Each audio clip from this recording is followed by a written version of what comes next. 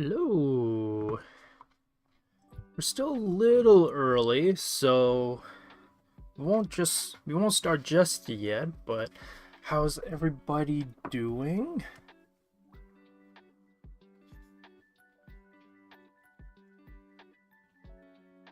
Let's put the starting soon. We will be starting very shortly. We are dedicated Central Schools. Oh wait, that's the person. School portfolio submissions. Yeah, we're gonna be doing portfolio submissions. A little bit of a slight age range, but most of the people or most of the submissions are from people in like high school and adult. Yeah, but yeah, it's gonna be cool. It's gonna be chill. Hope everybody's enjoying the last day of the so-called winter holiday.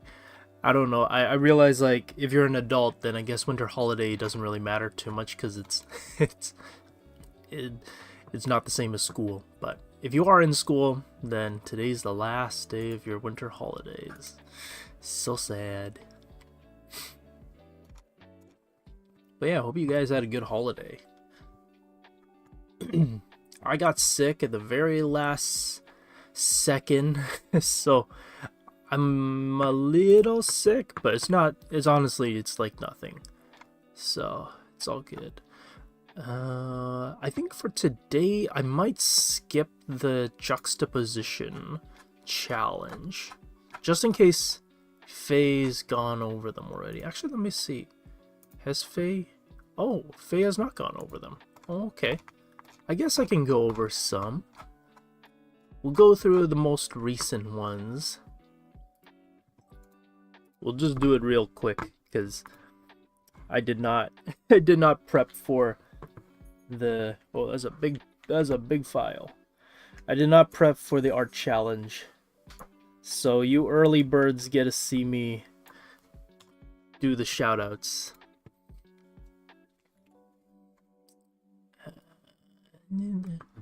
Yeah, because we're a little early, so.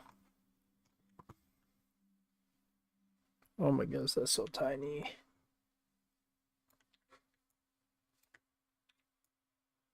Green fur. That's cool. Also, I guess this is a little spoiler for the pieces I'll shout out. And then I thought this was cool. But, we won't do too many, so we'll just do a quick 3 rounds of submission shoutouts.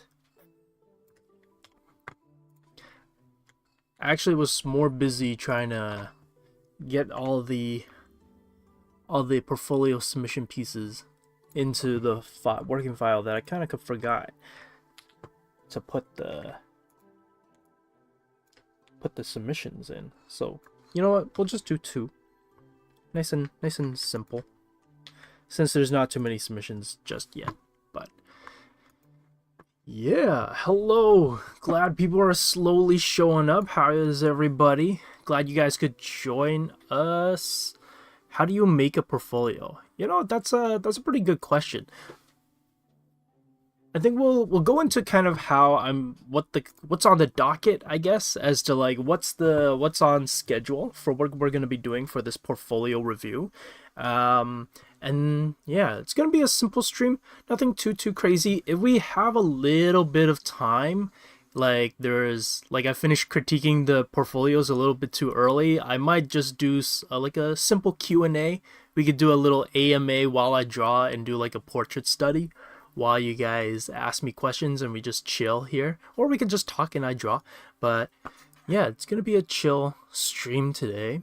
But it is 3:01, so we'll get started. So hello everybody for joining our stream. Glad you guys could make it on this Sunday. Is it? Yeah, afternoon. I always confuse like when it becomes like noon, like afternoon or evening, but yeah, I think 3 o'clock counts as afternoon. So thank you everybody for joining our stream, and glad you could all join us. If you don't know who we are Wing Canvas, a YouTube channel where we make art tutorials, videos on tips, tricks, and drawing advice to better help our art nerds in this art community of ours. Our mission at Wing Canvas is to make art education easily accessible to everyone, so be sure to tune in live for free lessons every Saturday and Sunday at 3 p.m. Eastern. If you're an art nerd too, be sure to check out the social media in the description below. And check out our website for our class offerings, where you can get critique, guidance, and encouragement from our instructors, because we're not just a YouTube channel, we're a school of illustration. And I also want to personally thank our Patreon and YouTube members who support us in making free arts education content possible. YouTube members can chat with our instructors and see video drafts before they're released. Patreon members can level up their artwork with classes, Q&A, and live critiques, and personal support like drawovers from our instructors. So if you want to help support the channel or accelerate the learning, consider becoming a member.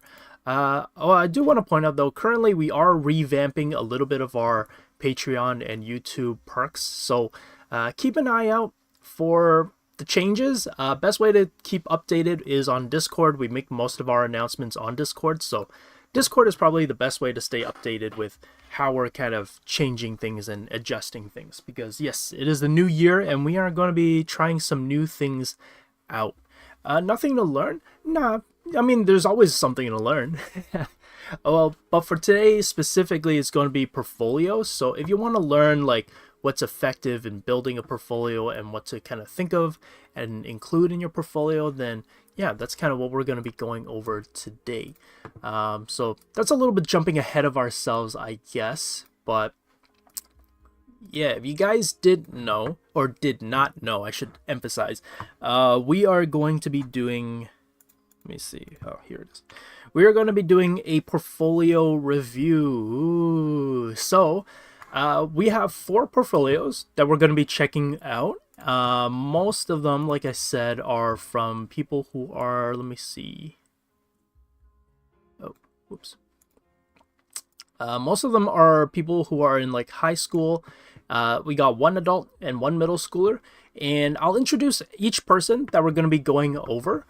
So we have 4 of them, and usually our stream's 2 hours long. So if we finish a little bit early, then I'll actually show off and kind of go over my portfolio, the portfolio that I submitted for animation. I was originally going to include the portfolio I submitted for OCAD, which is the first program that I went into. So I went to illustration for OCAD.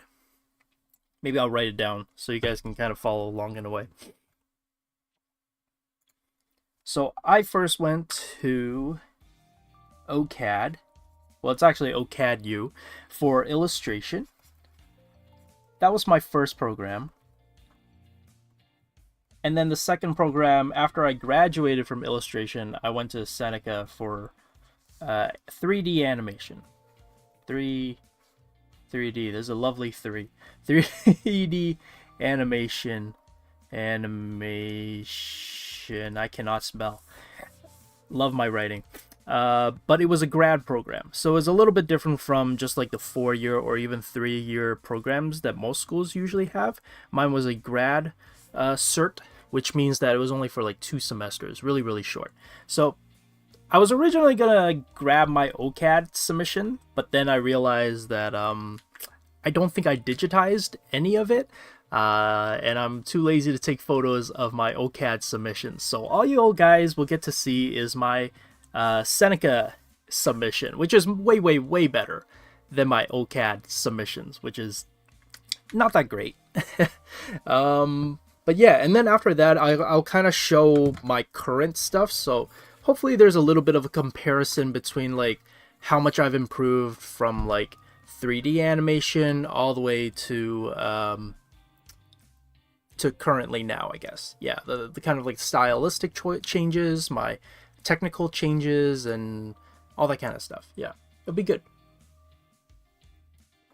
But like I said, if we finish early, like I go through all the portfolios and my stuff, then we'll just chill, do a little simple AMA, while doing a little bit maybe of like a portrait study. We'll see when we get there.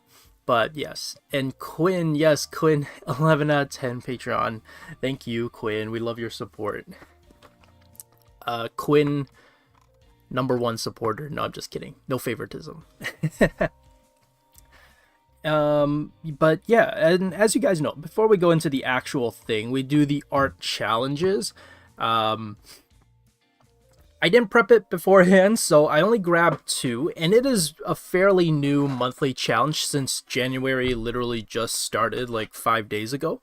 So this month's challenge is juxtaposition, and I kind of noticed on one of the comments, some people don't know what juxtaposition is. So maybe we should go over what's juxtaposition. Juxtaposition. In case anybody doesn't know what that means. Maybe let's look. What does juxtaposition mean? According to dictionary, the fact of two things being seen or placed close together with contrasting effect. So it's basically a simple way of comparing things. So in terms of art basically is like if you get two things that are kind of opposite, but by putting them close together, you can really see how different they are from one another. So it's kind of like a art visual tool to really get your message or your theme or get your visual theme across. So that's what juxtaposition is. And for the art challenge, you know, we're not that strict here, or we're not that serious. So really kind of take that word however you want and use it whatever you need it to be. But can rarely use it in a sense. That's true. You know what? It is a cool word, and I don't think juxtaposition, I would say the juxtaposed. I use juxtaposed pretty frequently. Like something juxtaposed with each other. Something like that. I don't know. I don't even know if I'm using it correctly now, but that's kind of what the word means. In case anybody wants to try out the challenge, but then realize like, wait, what does juxtaposition mean? Yeah. Okay, so, oops. We'll get into the art challenge, and our first submission is by Ender. Did I see Ender's? Oh yeah, Ender is here. Hey. Oh, I realize it's off center, but Ender, thank you for the submission. I thought this was like a really cool. Oh, by the way, if you hear me like taking breaks while I'm talking, is because I'm drinking water because I'm kind of sick. So yeah, but yeah, this is a really cool drawing. I thought it was like kind of neat with the whole brain and the heart. Quite simple composition, but I like it. I think it's really clean. The drawing is really clean and simple. We got a nice squishy brain and a more anatomically correct heart. I don't know how anatomically correct, but you know what? I'll take it. Yeah, it's cool. Nice and simple, but I think it's cleanly done. So good job, Ender. Oh, I guess, you know, juxtaposition aspect of it, I guess, seems to be like going with the mind or going with the heart, you know, follow your heart or follow your brain. Which one do you go with? And then the next one is by Greenifer. I guess one is like a outgoing, cool dragon. I know. Oh, this is Spyro, right? This looks like it's inspired by Spyro. So it's like we got Spyro, and then we got a gloomy, more lanky, looking like a little malnourished dragon over here. So that's cool. This is a nice juxtaposition. One more outgoing and kind of active and lively and very colorful, and one's a little bit more drab. So nice. So this is kind of our showcase for our community. If you guys ever want to malnourished, that's the word. If you guys ever want to submit your pieces, you have the whole month. Every month we have a new challenge, and this month is juxtaposition. So you have a lot of time since January just started. So feel free to upload your pieces, and every time we stream, we try to showcase like maybe 3 or 4 or so of the community's pieces. So if you want to potentially get a shout out, feel free to submit it into the Discord channel for challenges under the juxtaposition challenge, and yeah, maybe we'll shout it out on stream. You'll have your little 2 seconds of fame. Not really 2 seconds, more like 1 minute, depending on the instructor. I tend to kind of leave them on for quite a while, so yeah. Okay, cool.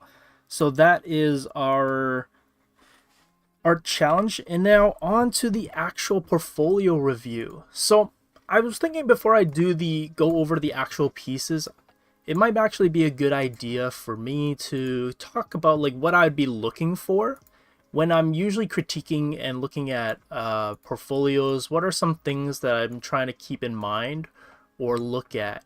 And it's going to be dependent on, obviously, maybe like a few things. One thing is like, what's the age of the student? Obviously, age doesn't really matter too much when it comes to the skill of the artist. There are obviously very skilled artists that are really young, and then artists who are not so skilled and they're really old. But sometimes skill does play a factor in terms of just, I guess, the gradual development of an artist's skill. I would say the average person, usually the older they are, the more developed their skill is, and the younger they are, the more still exploratory the artist is. So sometimes I do keep in mind of just how old the student is, or just how old the artist is, to get a general gauge as to how knowledgeable they are about art. But usually age doesn't really matter too much about art, since anybody can start drawing whenever they want. But yeah, it's something to consider. The next thing is kind of what they're aiming for. So every artist is going to have a different goal. Every artist is going to have a little bit of a different maybe trajectory that they want to go into when they're submitting their portfolio. Some people want to do more like abstract, more fine arts, more graphic design, more character design focused. Some people are just doing it for fun, and then other people are doing it for more serious, I guess, career-driven paths. So I'm kind of considering these things, and I'm going to read out what some of these submissions or what are these artists' goals when they submitted these portfolios. So this way we kind of can grade them at a reasonable way. We're not roasting, we're not making fun here. We're trying to give constructive criticism as to what these people are doing with their art pieces. So yeah, these are not the ones, but I just wanted something on the screen while I kind of talk over it. But yeah, the type of criticism I'm mostly going to be coming up with and thinking of is to try to give some technical feedback. So if people are kind of messing up on anatomy or perspective or maybe design things, those are the things I'll be giving critique on. And then I'll also be critiquing maybe concepts. So if people are trying to think of certain things, then that's what I'll be doing. Yeah. So with that being said, we'll start off with our first person. And the first person I wanted to start off with is with Stelle. So here I am, just gonna flash, let's see, her drawings over here. And let's see, Stelle is currently, I'm guessing, in high school, and she wants to pursue an art career.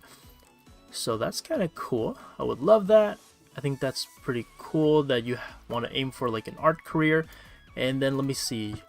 She also wrote a little blurb and says she made all the artwork on Clip Studio Paint X, and she feels like she's lacking the understanding of perspective and lighting and struggles with those, and the more artwork she makes without them, the more it's annoying that they all look the same.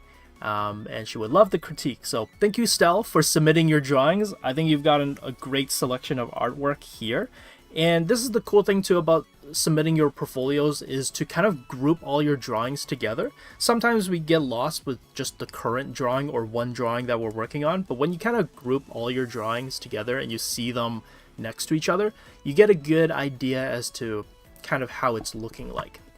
How is your style and your skill set developing over time? So having it all grouped together is a really good way just to see overall how you're approaching drawing and how your art is going. So off the top of my head, I think you've got a really great like palette choice. Everything's really colorful, everything's really bubbly, and I really like it. And by the way, I am kind of in a way looking at these for the first time alongside everybody as well. Of course, I looked at it when I dropped them into the file, but I didn't like really look at them too much.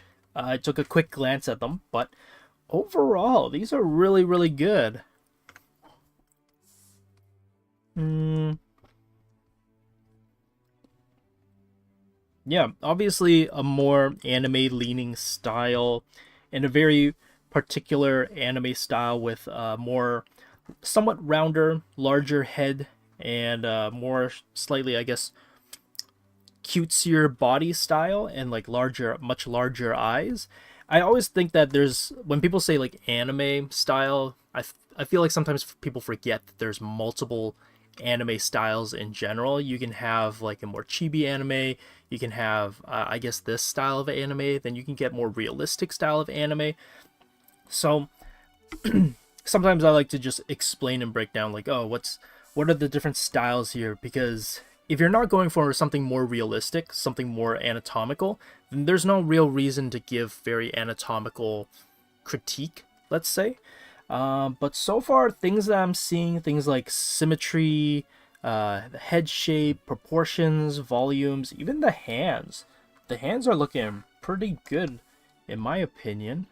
Even like the poses, the eyes. Um, yeah, I think you've definitely gotten the style down, and you have definitely like an approach that you're able to replicate over and over again and keep it feeling consistent. Yeah, hands are looking great, honestly. Like this one looks really good. I wouldn't be surprised if you were using like a model, or like, you know, I know Clip Studio, you can download these 3D models to help you out with poses and stuff, because the hands are looking pretty good.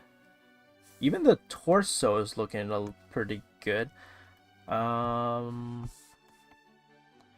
think my maybe one critique that I'm noticing off the top is that maybe the torso at the top, the upper torso, like like this part of the torso is looking a little bit large. So if like this is the lower torso, we're getting into dangerous territory down there, but let's just say this is the upper torso.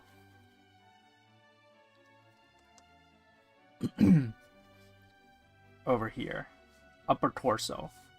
I feel like the upper torso is feeling a little, I don't know, there's something about it that's a little bit large, and I'm not including because of like the boobs or anything, but even like this male mermaid, for example, this feels like it's, I don't know, maybe it could just be the proportion distribution of like the large head, tiny neck, but then this part feels very realistic.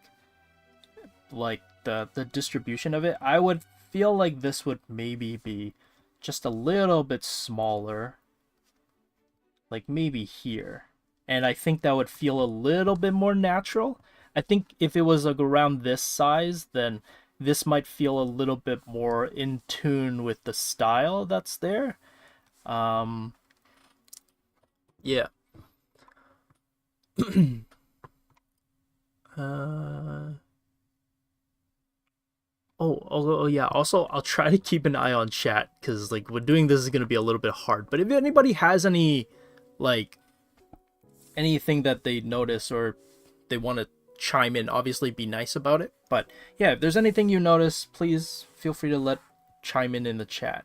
But no, these are looking really good. I think, let's see. Yeah, the torso, I think I would just like, I would contain it a little bit more maybe. Also here with the torso, it's a little bit too much like a tube, maybe.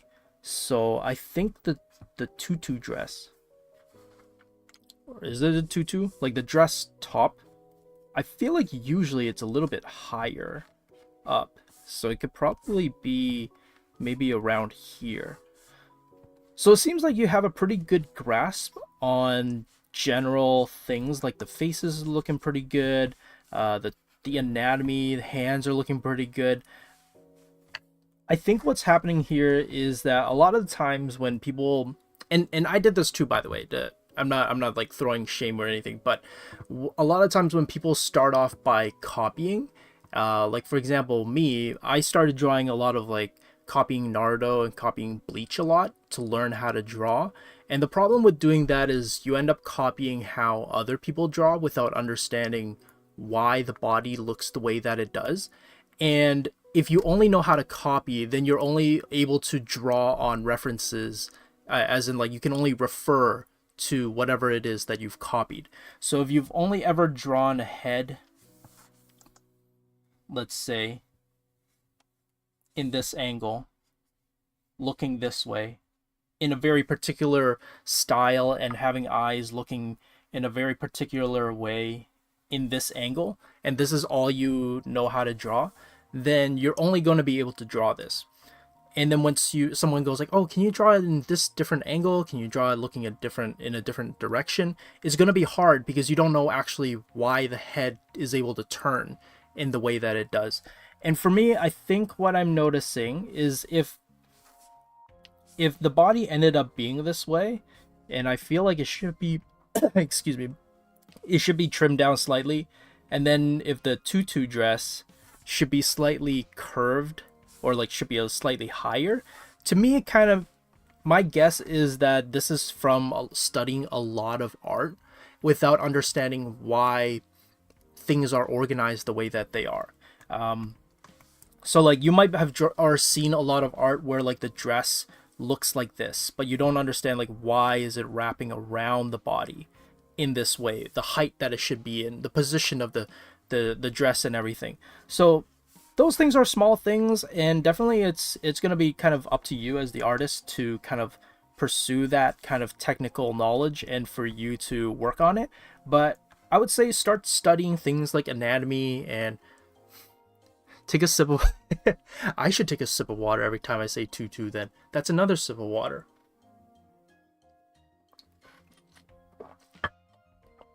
Yeah, so like I think that's not a bad thing to start learning and start building interest of looking at references or looking at images that you really like and copying them and learning from it. But once you kind of get used to it and familiar with it, I would say start understanding the fundamentals then. Start learning perspective, like how to draw prisms, how to draw volumes, start studying figure drawing and anatomy, because then that way you'll start understanding how to lay things on top, like clothing, as well as the facial angles and how to turn them properly in different directions. Not that you have any problems here, but I think one thing you said was, let's see, oh yeah, perspective and lighting. And you said the more you get annoyed for looking the same. Yeah, so, and that's another problem I think when it comes to this style in general. I don't think it's an issue like if your characters all kind of look the same, but I would say start experimenting with different eye shapes, because right now I do see that all your characters have the same eye shapes and all your characters have the same face shapes as well. It's kind of like the general like this. I know, lovely circles. I have not warmed up yet, guys. Don't judge my circles, but it's kind of like the head shape that looks like this. And that's okay. I think there's nothing wrong with this head shape. I sometimes occasionally like to practice with this head shape as well, every now and then. But the problem with drawing in this head shape every time is that all your characters then end up following this structure. So if you understand the general rule of drawing faces and you understand like why this kind of face shape works, even though it's not realistic, like this head style shape, the neck is kind of in a weird position. It's in a very unrealistic, odd position, and it's usually quite thin. But if you understand how to draw this and also the three-dimensional qualities of this like head shape, then you can kind of actually draw any head shape as long as you understand the three-dimensional perspective of it. So this basically is an extension of a realistic head that is more like this. And you can kind of see like the repeated kind of structure and pattern that's there. It's just that everything is now elongated. Maybe the neck is more structured. It's a little bit longer, but it's still attaching to the base of the skull. You still have like the side of the head, and you still have the brow eye mask that's here. That is still here on like a realistic head, and the side cranium is still there. The eye mask is still there. So I would say for you, if you feel like your characters are all feeling the same, try experimenting with different shapes. Try experimenting with making the head a little bit longer. Experiment with making the eyes a different shape. It doesn't mean you have to change your style, but I would say kind of study different animes and see how they adjust this eye shape. Because right now the eye shape that you're using is kind of this eye shape here. And then you do a line, and then it has like the eyelashes, and then you also have the eyelashes here, and I think that's it. It's just these two. What you can do in order to experiment with that is then maybe see what happens if you sharpen that angle, but you keep the eyelash positions in the same spots. So instead of a more flatter rectangular kind of approach, try pushing it to being like this, maybe slanted up or slanted down, where now you have it curving this way. It will still feel like they're in the same art style because you're using a similar kind of line weight, kind of a thick to thin, thin to thick approach, and you're placing the same eyelashes in the same spot, but now you're doing it differently. You'll change the way the eyes are adjusting, and it changes the style and the look of the character without you having doing too much. By just changing the eye shape, you can kind of give the illusion of a different design on the character. And then once you combine that also with different face shapes and face sizes, then your characters are going to start looking really, really different without feeling like you need to change your style completely. Making characters look different but also still feeling like it has the same style, comes down a lot of the times to the amount of detail that you put into your characters. So I can see here you don't do too much line work on the inside of the character. It's a lot of like kind of uniform lines around the drawing and around the character, and you usually it looks like you're letting a lot of light and rendering detail out the insides. You don't even put a lot of detail on the eye reflection and in the eye lines and in the eyebrows, which are good things, but it just means that you have to stick to it if you do decide to change like the body shape, the face shape, and the eye shape. That's how you can like change the look of characters without changing your style. Maintain the same line work, maintain the same color scheme and lighting scheme, maintain the same way you kind of go about outlining your characters. This way, and also the level of detail. So I noticed that you don't draw the nostril, you don't draw the shape of the face, or like the shape of the nose. Like you don't do any of this. You don't seem to draw like the lips of the characters, and those are fine. So what that means is that when you change the look of the characters, you don't want to continue adding more details to it if you are changing the look and the face shape of the character. That's how I would like start making things look different. Colored art line. Yeah.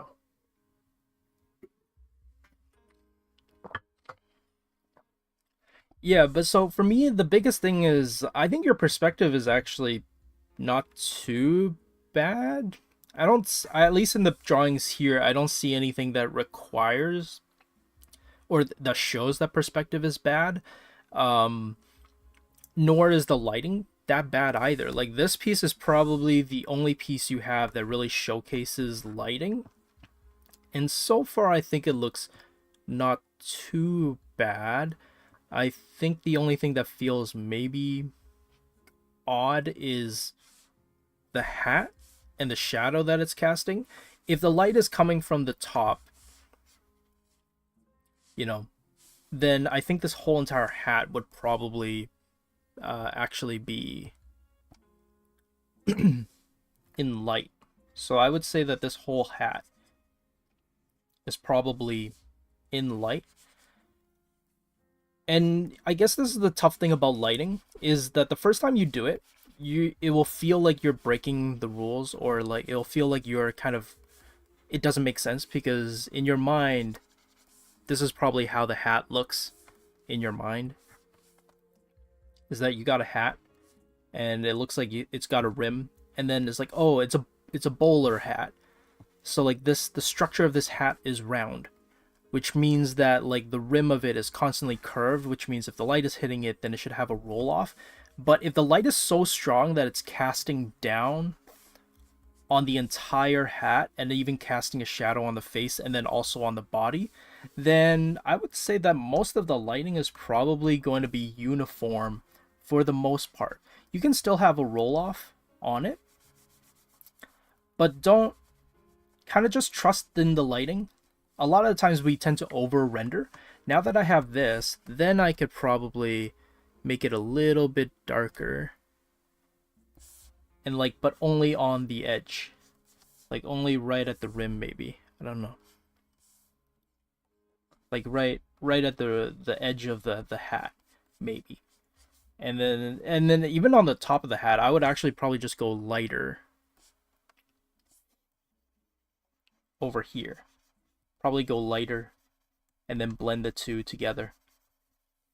So then this way, the sense of lighting feels so... This way, like, the feeling of the lighting feels really strong in how it's casting down the face. So you don't actually have to shade everything, which is, I think, the problem that everybody kind of has, which is that when we do shading and lighting for the first time, we try to think like, oh, everything's got to go from dark to light, dark, or light to dark, light to dark. And then what ends up happening is that you over render the object.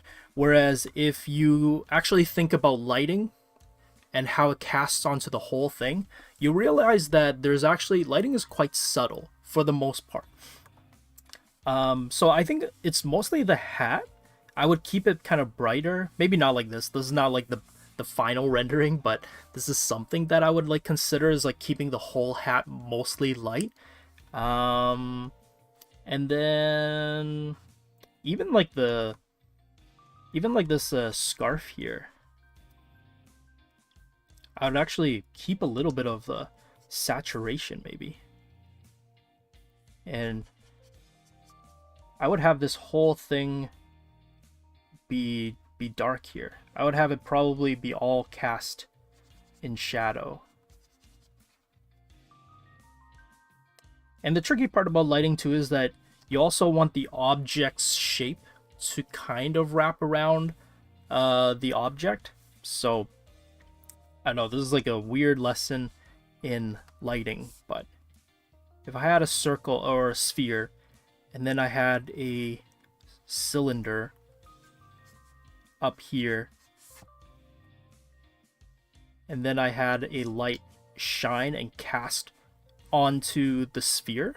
A sphere's innate shape is round, so even though the cylinder is like straight, we wouldn't ever draw a straight shadow on a sphere because that betrays the shape and volume of the sphere.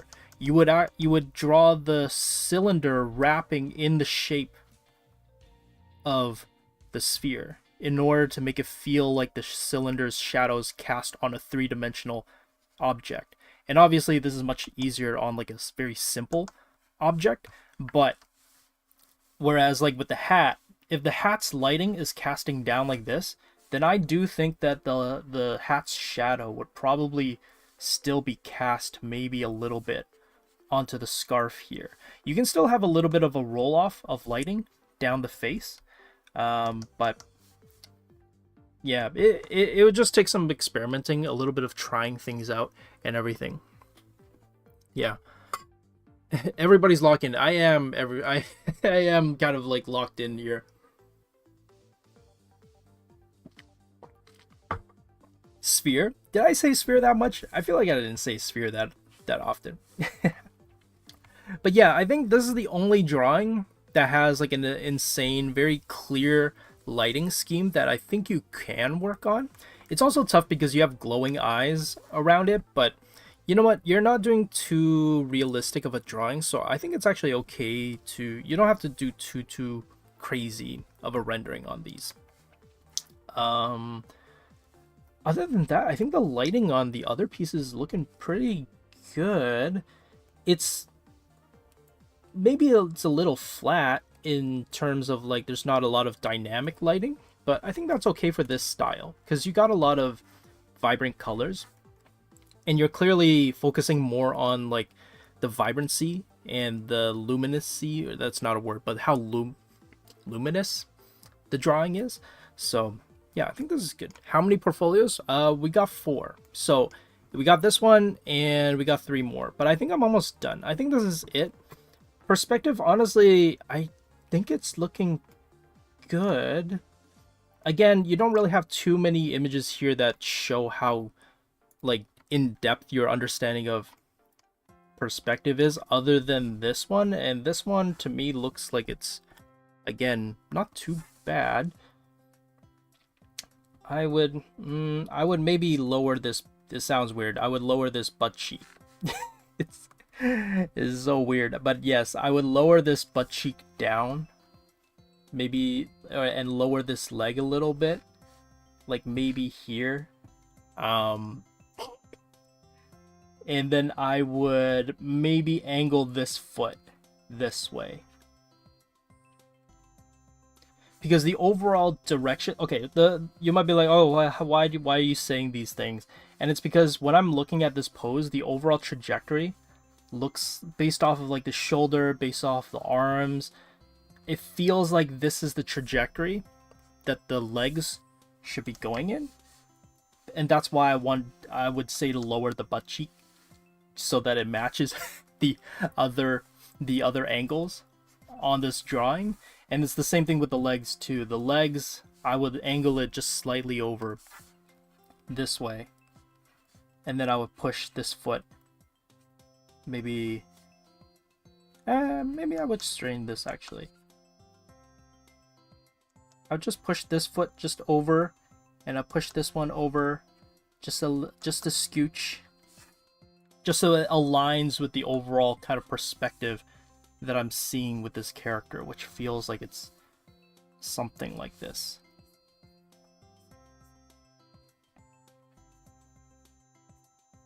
So like the overall alignment, of this character feels like it's like this. Like if I drew a box around your character, this is the alignment that everything is moving in. And the character seems pretty symmetrical, so this is kind of how I would go about approaching it. But yeah.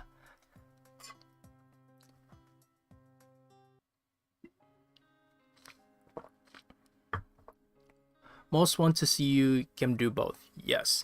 Yeah, so, okay, that's kind of just based off these pieces, but I guess the last closing statement in terms of like things I would like to see from you, from your like portfolio, especially if you are deciding to apply to a school, even if it's like an animation school where you plan on doing mostly character design, doing more traditional studies is always good.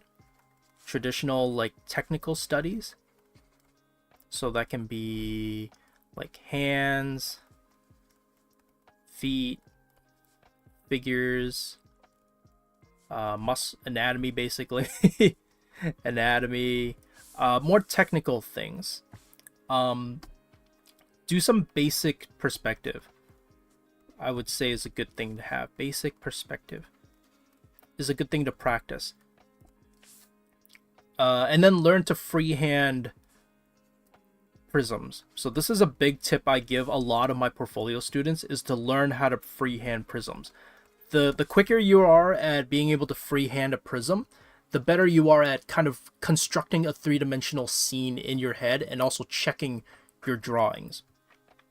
And then lastly, I would say experiment a bit more. Try different things.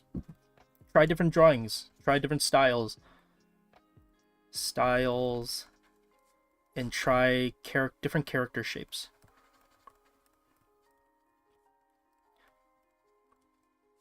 In both the faces and facial features. I feel like a doctor.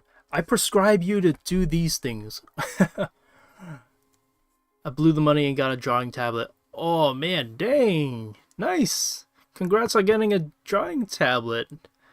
It's very exciting. I feel like, man, once you get a drawing tablet and you're definitely focused on doing digital drawings, it makes drawing so much easier. Okay, yeah, so this is it for Stelle. I don't know if Stelle you're here, but thank you for your submissions. Honestly, I think you've got a good drawing chops here. It looks like your line work's great. You got a great eye for very bright, colorful drawings. And I think your characters are looking solid. So I think, honestly, it's going pretty well. Oh, wait, actually, I forgot. Is this the one person? Oh, yes, for career. Yeah. Okay. Okay. So we'll move on to our next artiste here. Just gonna group all of these. Okay, the next person we have is Nova, and Nova he's currently in middle school, and let me see what else. He's just doing this for fun, so just doing this to have a good time, trying to figure out how to draw different furry species in a quick way that saves time and perfect for, it just says N, like AN, and perfect for N. I don't know what that means, but okay, cool. So this is Nova's, and clearly a much more furry focused type of set of drawings, which is totally fine and cool.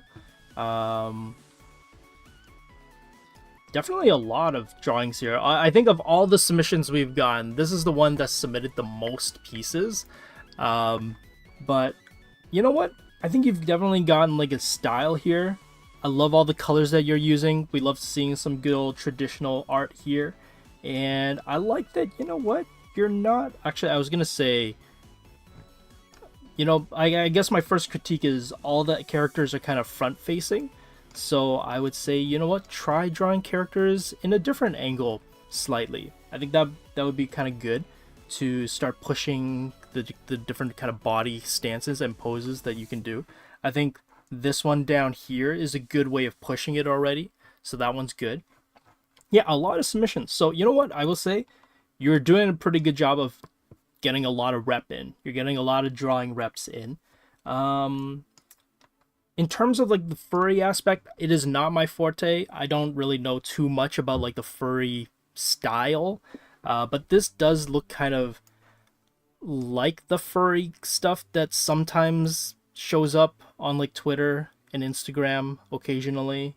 But yeah, I'm not too sure how to critique it other than I would say trying to experiment with different kind of animal shapes. It clearly, I would say, if you love animals, try doing some more animal studies. I think that would be really helpful. Like doing more realistic animal studies would be really good.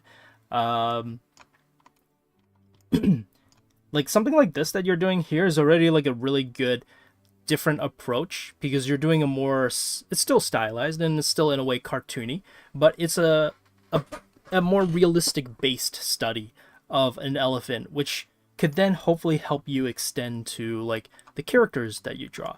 Clearly you have like a lot of different colors like that you like experimenting with, but I would say, you know, since you like drawing animals, the best source of reference is to find animal references and kind of learn how to study like the anatomy for it, learn how to study like the way the chest, the torso of an animal functions and how it works. Also like the paw and how that can be moved around and everything. But overall, I would say what's also pretty good so far from what I see is that you also have a pretty good oh, it's not, why is it not letting me?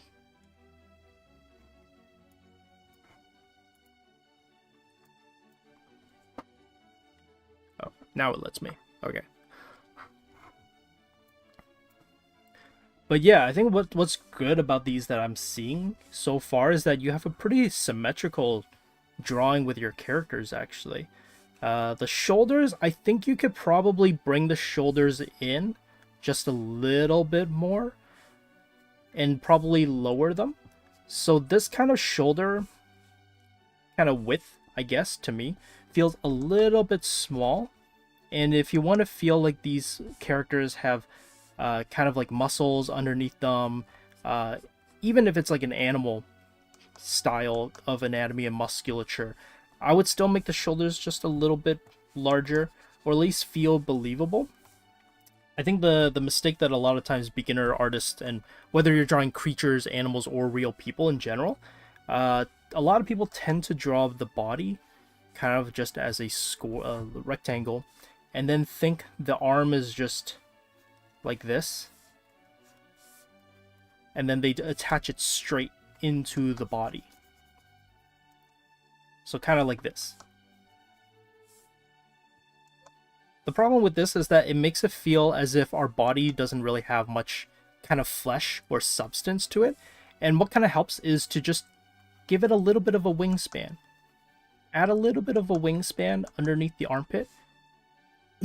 Give the shoulder a little bit of mass, and separate the shoulders from the top of the body.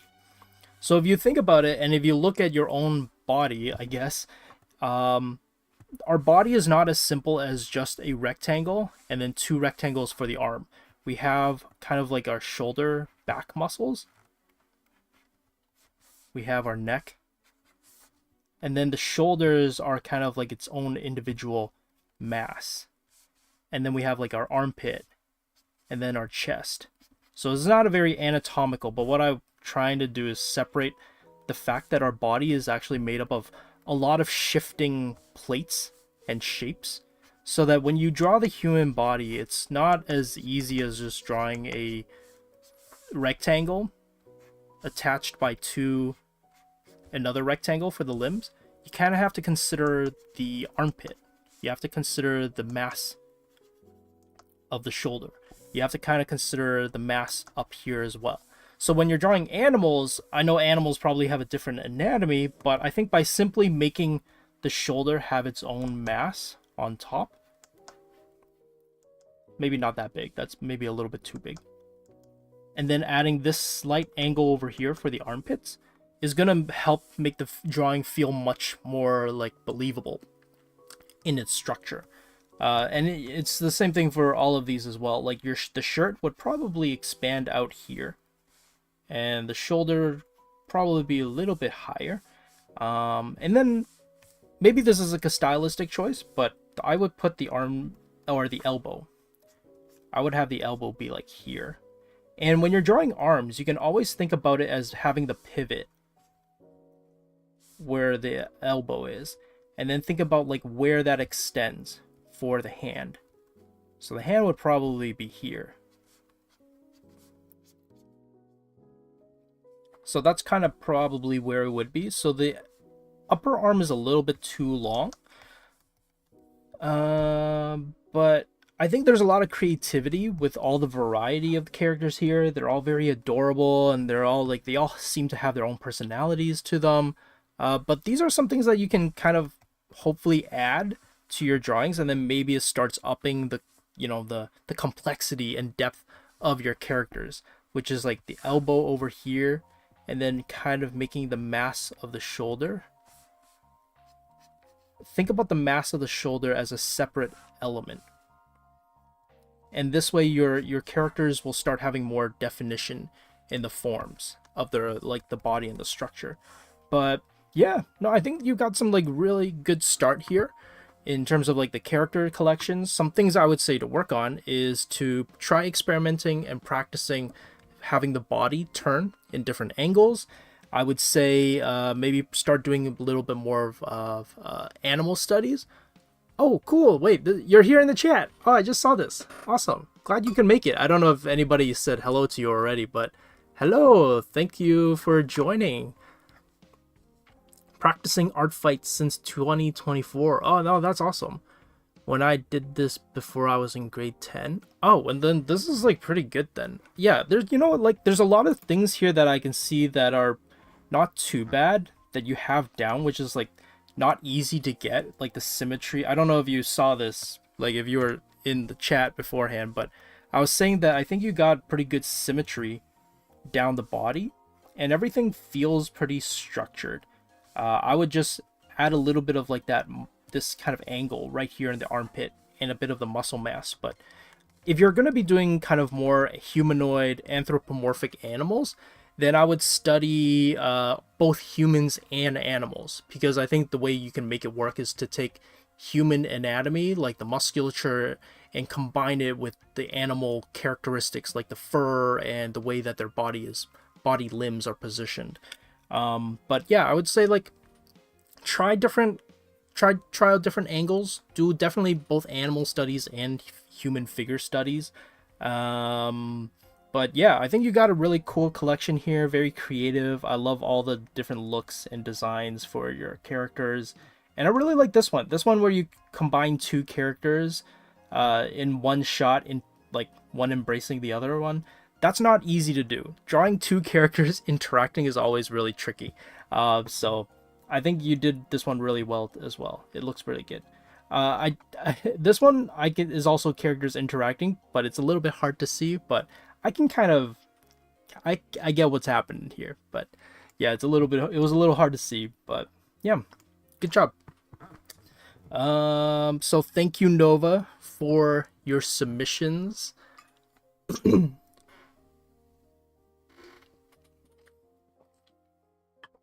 In the portrait? Oh, yeah, cool. Is it an elephant in your portrait? Oh, that's awesome. Well, either way, thank you, Nova, for submitting. I think you got some great drawings here. And I look forward to maybe seeing more of your drawings in the future, because I know you're in high school, so you're just kind of starting your art journey. But yeah, I would say keep going. I think you got a good thing going. Okay, the next person is, let's see, okay, it's Nick, and Nick is an adult, and he is aiming for a career in art. And let's see what he says. He says, ideally, I'd like to work on games as a character designer, art director, or general 2D artist, especially indie games. Okay, so we got one that would require a lot of technicality. So a lot of times if anybody kind of goes like, oh, I want to work in a specific field, especially like character design, an art director especially, and these kind of things, I would say that it requires a lot more technicalities in what you're able to do.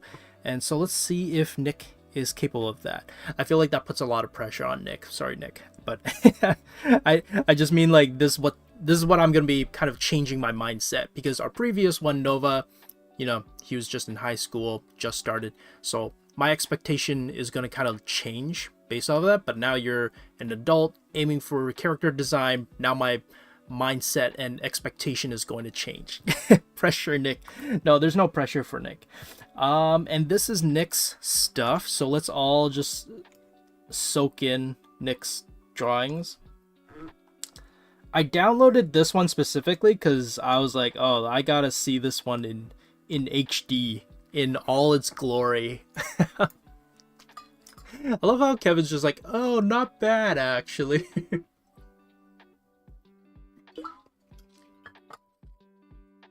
Yeah, my throat is starting to feel it with all the talking. But yeah, there's a lot of great stuff here. A lot of clearly a lover of mech. A lot of mechy kind of tech stuff. This one, I forgot what it reminds me of. It reminds me of something out of like maybe Pacific Rim or something. But yeah, really cool mech monster creature designs. I'm curious if like what's the year span across all these drawings. Like I'm kind of curious, like um were these all drawn within the span of like 2 years, 1 year, 5 years even? Because there seems to be a little bit of a change in style, or even technicality in the way you're drawing too. Like this one, I can see has a lot more thinner lines, more controlled shading in the musculature of this character, whereas this one feels a little bit more loose and not as detailed. So, and then same thing with this one too. This one almost has no cross hatching in the shading. So I'm kind of curious, Nick, if you're here, I wonder what is the lifespan, or not the lifespan. What is the drawing span between all these drawings? Um, but yeah, okay. Oh, and a nice little Pinterest portrait. I've seen this photo a few times on Pinterest. But yeah, pretty good stuff here. I feel like, honestly, I don't have anything really to say for your technical skills. Because, well, also because I don't know what the span of each of them are. It seems like you're kind of experimenting a lot. And the technical skills kind of fluctuates between all the pieces. But this one goes hard. This one's awesome. I like this one. I'm also curious if this is traditional, because it kind of feels traditional. If it is, that's awesome. Like the blacks with a little bit of like the speckles in the back look really cool. What is the lifespan? Is this Nick? I'm pretty sure it's Nick. Did I get it wrong? Let me see. Let me open it on it. Let me see. Yeah, this is Nick. This is N-I-K Nick. Yeah, that guy, yeah. So I think in terms of a portfolio, if you are going for a portfolio for game design and character design, uh I would lean more towards stuff like this that you have. Because obviously, if you're going for like character design and your style leans more towards mech, I would go further into these. And in terms of like inspiration, I would find art, like maybe an art book from like Star Wars or Blade Runner, even. Ghost in the Shell is really good too. Um, just so that you can kind of see. This is an advice that I heard somewhere like a long time ago about like if there's a certain industry that you want to go into, go find an art book from that industry. Or like if there's a movie that you really liked and you're like, oh, I want to work in environment design or lighting or coloring or character design, find the art book from that movie and see what is the work that was made to make that movie, and kind of ask yourself like, would my work and my style and the pieces that I've drawn, does it fit that art book? Can I see my own work being put into that art book? I think that's a really good way to just kind of give yourself an honest gauge as to whether or not skill level wise, portfolio collection wise, if it's good enough to make it into the industry. Because the industry is tough. The industry is hard. It's a very demanding and very like technically driven, I guess, in a way. It's very competitive as well. So yeah.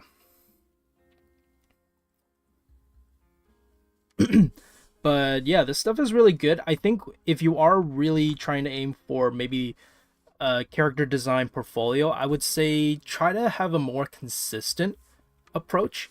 I feel like your strengths are in the kind of mecha aspects of it. So I would maybe come up with a few more characters in a mecha design, and I would do like maybe more than just one. More than just one angle or one pose. I would find like one character you really like, and it seems like you like this guy because it looks like he's repeating a second time over here. Um, But I really like this one. If some of these are studies, then obviously I would say don't include them in your portfolio. Include only original drawings of your own. I think it's also okay to include in your portfolio your version of an established media. For example, let's say Pacific Rim. If you want to do your own version or Pacific Rim in your own style and include that as part of your portfolio, I think it's okay as long as you also include your own original stuff. But if any of these are studies or copies of existing pieces just so that you can learn, don't include it in your portfolio. But it clearly looks like you have a good eye for knowing how to draw mech. And if you want to develop your portfolio to, allow for a mech style portfolio, I would say design one mech character at least and show that you can draw this mech in like a front view, a side view, a three-quarter view, and kind of show the different elements, because mech can get very complicated and very convoluted, especially for a character like this. This one here, great drawing, but it's really hard to kind of figure out what's going on here. And sometimes what they'll do is they'll break up a character like this into multiple parts, kind of show what the gun looks like separated from the main character, show what does the head look like on its own, show the character just in like an A pose or a neutral pose, just so that you can see all the parts clearly. So by doing this, you're not only showing that you have great drawing technicalities, but you actually know logistically where everything is when you're drawing it. Studio Ghibli art books are great for backgrounds and watercolor for those who struggle with that. Yeah. Ghibli art books are, I especially think if you're interested in more nature focused and nature centric environmental concept art, I think Ghibli is like great for that, because you get to kind of see how they exaggerate and push like the greens and the blues to be a little bit exaggerated and heightened without it feeling too cartoony. There's something kind of pleasant about the Ghibli color scheme, and yeah, finding art books and just learning from them is great. And yes, art books are expensive, so my kind of piece of advice is, if you can't afford it, libraries are always carrying and holding art books.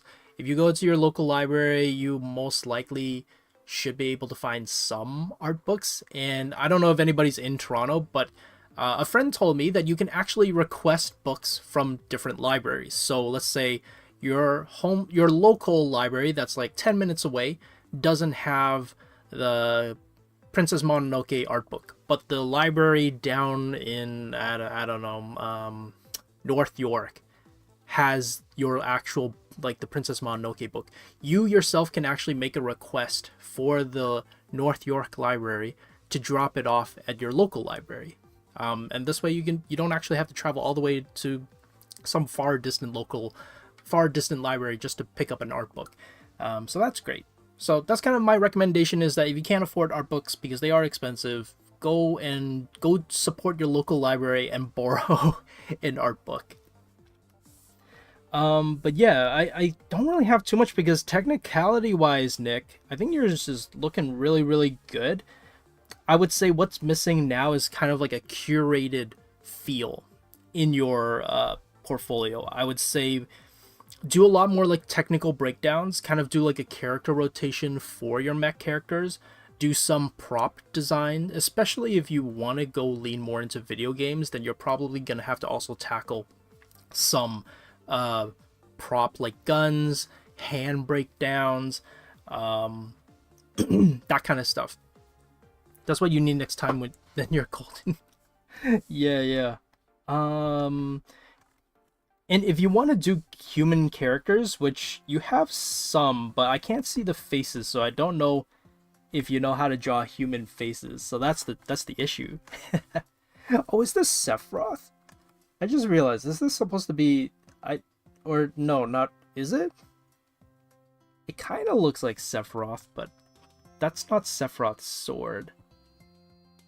Or I don't know. I thought it was, but yeah, this is really cool concept artwork, but I feel like if I was looking at this, it kind of feels all over the place, both in content wise and technicality wise. So that's why I'm like, I think give yourself almost in a way like a general project. Come up with a very simple world, because you don't have to come up with like a writing or story or anything, but just come up with a general topic like, is this a post-apocalyptic world? Is this our modern day world now? And then they make mechs. What do the mechs look like in this world?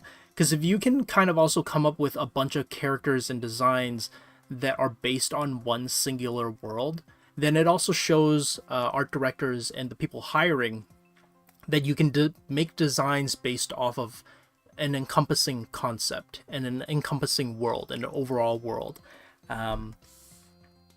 So yeah, I think it's really more just consistency and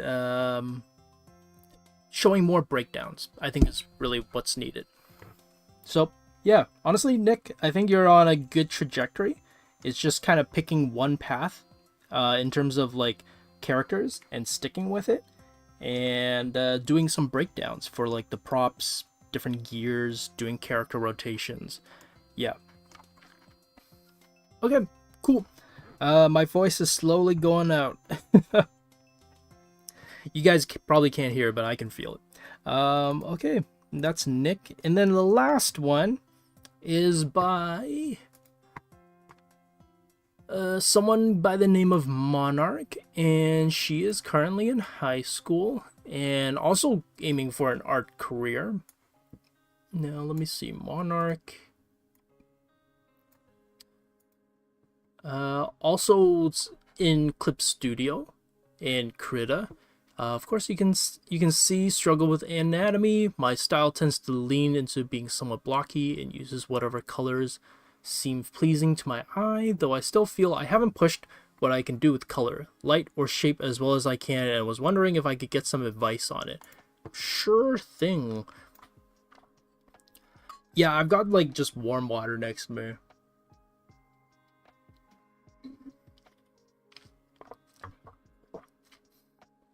Oh yeah, that too. Yeah, Nick, you should also how you lay out your characters, like having like the title of your character is good. Jesse, did Jesse do a stream or a video on that? I feel like I remember that. It sounds familiar. But yeah. Presentation is also a big thing for portfolio. Oh, that's Nick. Okay, and this is Monarch, so let's all take a look at Monarch stuff. Again, you know, some great stuff here. I think technicality wise is really, really good.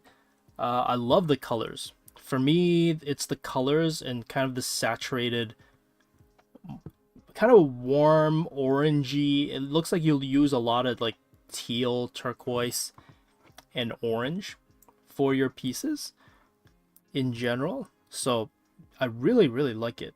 Really like the color schemes going on. And a nice, interesting fluctuation of drawing styles. I can actually see some of these being like actual concept artwork, like this one down here. I think this would work really well as like an actual concept art piece for something.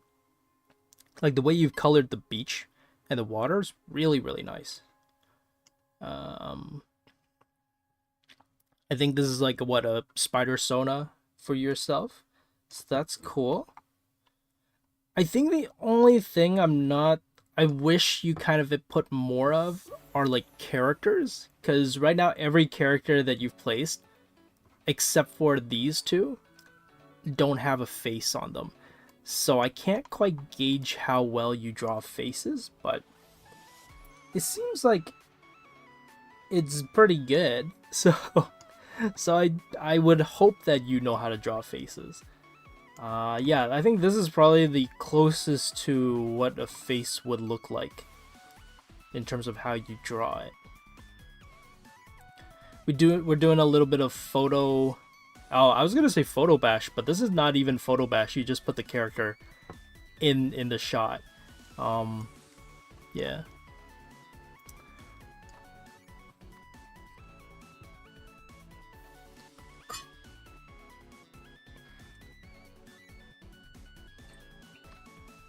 Love the colors here. Yeah, the colors here are awesome. It's great. The art's cute. Yeah, I really love the characters here. Some character design here are awesome. Yeah, honestly, I think that's kind of what I would like to as well, Kevin, is that I think if you had maybe like one or two where I can clearly see what characters would look like face-wise, I think that would help a lot.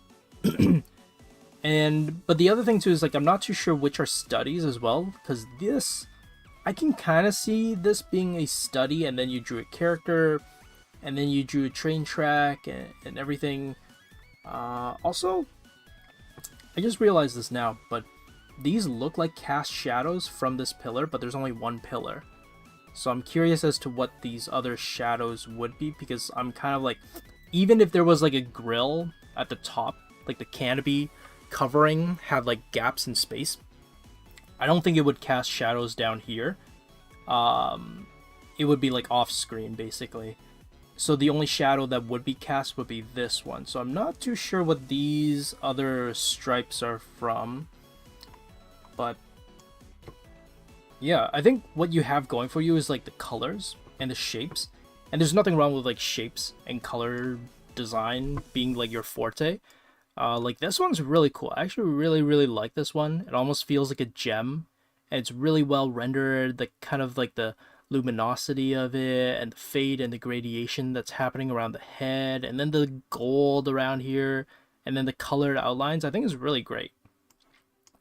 This one too, I think this one's awesome, but again, this one feels more like a study to me rather than a personal original design. But as a study, I think this is really great. And what I would do is that, because you did an armor study with this color palette, and I think this color palette is quite successful, I would come up with my own armor design and apply the and then apply this color scheme onto your own character. For this one, if you want to, in the future, I would say down the line, if you ever want to do a piece submission for portfolio, something like this, where it's like a photo bash, I would probably try to find more images to do a photo bash.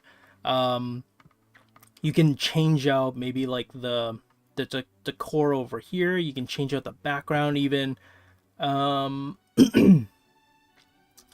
Yeah, because right now it's just one photo and then the character sitting on top. But then even then, if to me it feels like right now the lighting doesn't match the colors, which is, I guess, in a way conflicting, because you like coloring your characters, I see, in like a teal color. But the lighting that would hit this guy would be kind of like an orange golden glow on the person. So I would say the next time, if you want to do kind of like a photo bash style piece, just make sure that you include different elements or different photos to make up a photo bashed style piece. And I would make sure that the lighting matches the character that you're painting. And I would make sure that you also kind of do a little bit of a change up of the painting for the photo bash, so that it's not too obvious that it's a photo. But yeah, it's cool though. I really like the pose. I really like this character's outfit. The face design. No, the face looks good. It's not necessarily my style, so for me, I would make the eyes, or I would space out the eyes just a little bit so they're not too close. But honestly, I think that's just more a stylistic choice and decision than it being like a make or break kind of a thing. This crab is looking awesome though. Love the way you've shaded the hat. That's a cool painting approach. Very similar to like a gouache painting technique. Really like that. And then the Spider-Verse one looks pretty good.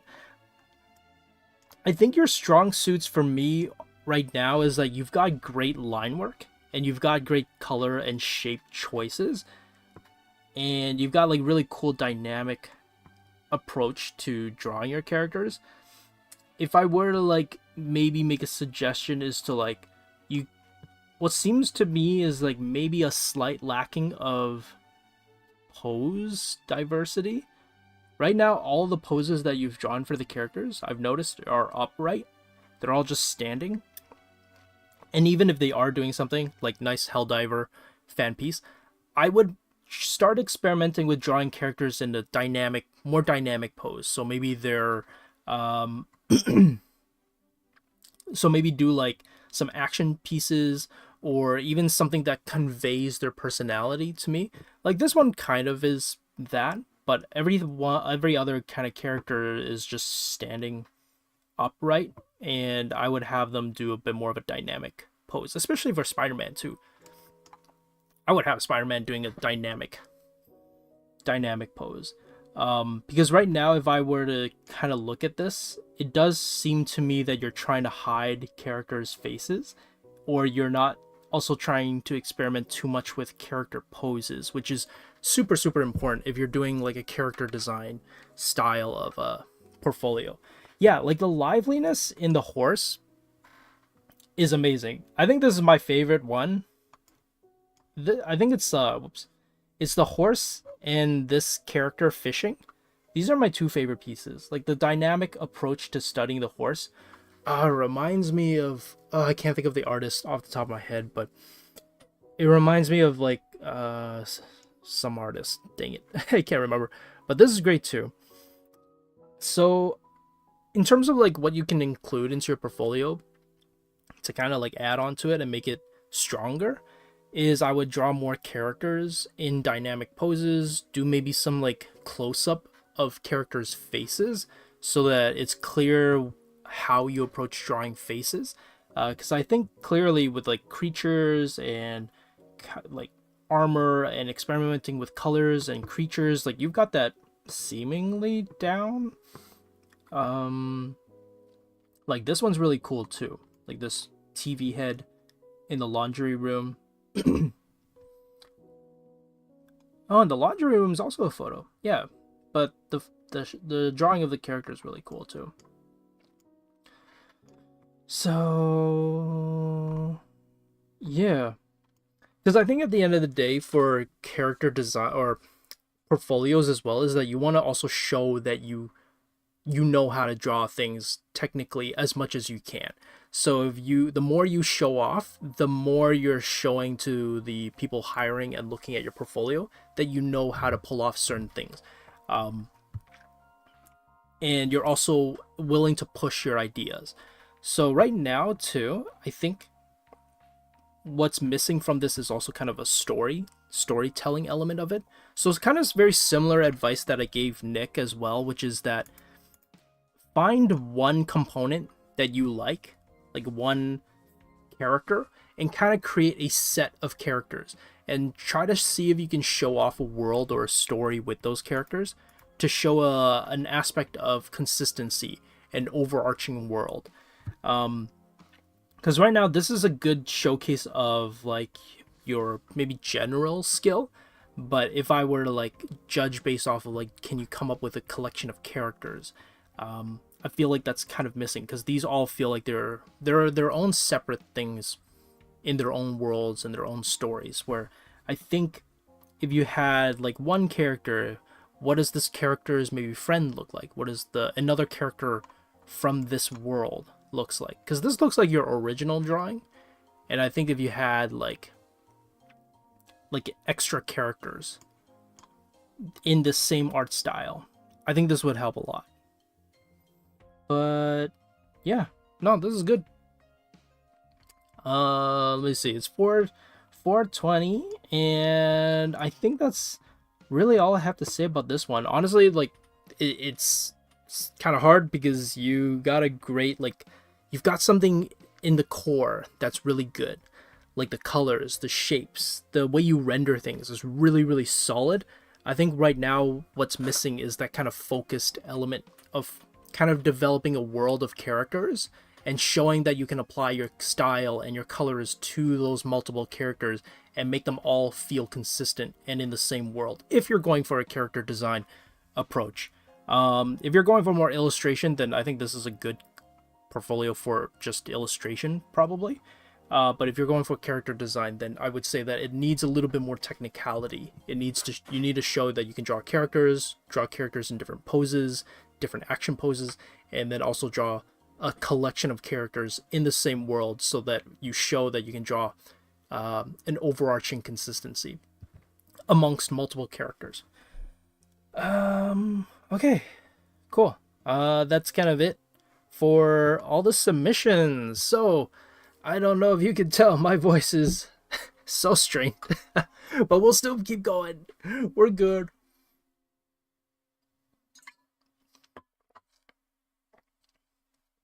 Okay, so we're done all the portfolios.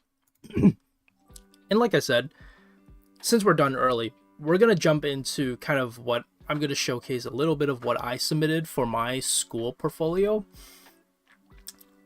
This was for SENECA's 3D animation grad program. If anybody's kind of thinking about going to animation in Canada, if Josh goes silent, I will hop in and talk for him. Don't worry. Yeah, do it, Kevin. But yeah, the SENECA, I would say if anybody's interested in going to animation in Toronto, SENECA's not too bad. It's maybe a little less competitive than Sheridan, but it's still equally competitive. I think especially after all these years, especially after COVID, I think the competition has ramped up, so I've heard. The urge to give you honey ginger tea. I would appreciate that. Yeah, and I think I finished all my no, I have a little bit of water left. But yeah, SENECA's not too bad. It's a little bit different where Sheridan is a 4-year degree in animation, whereas SENECA is more of a certificate.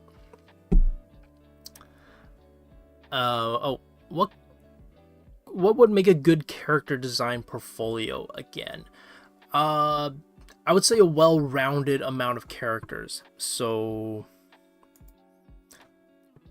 like kind of what's lacking here is that everything's kind of feels different.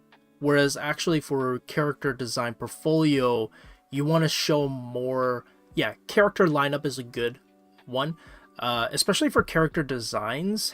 Showing kind of a character rotation, character lineup, so that you can show that you know how to design different characters with different stories, different outfits, different shape sizes, and personalities to them. Character rotation shows that you know your technical skills of rotating a two-dimensional characters.